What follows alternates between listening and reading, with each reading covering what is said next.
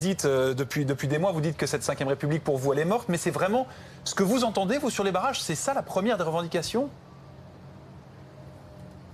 J'ai pas dit que c'était la première. J'ai dit que dans les revendications, et vous l'avez vous-même pointé souvent, il y a la suppression du Sénat, un référendum révocatoire. C'est tout ça qui porte. Ça fait partie des revendications. Quand je dis que c'est intéressant, c'est que les gens, pour quelle raison il y a ce mot si fort, c'est qu'ils se sont sentis méprisés. Méprisés par Emmanuel Macron, méprisés par cette majorité actuelle. Et ils ne se sont plus sentis citoyens. Ils ont senti que les choses leur échappaient. Ils veulent retrouver leur citoyenneté, ils veulent retrouver leur souveraineté. C'est pour ça que je dis que, au-delà des revendications sociales qui sont déterminantes, qui sont importantes, qui sont la base de ce mouvement, si Emmanuel Macron ne lâche rien, pardon l'expression un peu triviale, le mouvement continuera. Mais il y a aussi derrière ça une critique démocratique. Et moi, je trouve qu'il faut aller vers une hyper-démocratie. C'est pour ça que j'entends parfois des choses qui passent complètement à côté du sujet. Les gens croient qu'on va revenir à un système où, en quelque sorte, on va refaire confiance à cette Assemblée nationale. Non, non, non, les gens veulent que ça change. Et ils veulent être sûrs, même s'il y a des choses qui sont obtenues,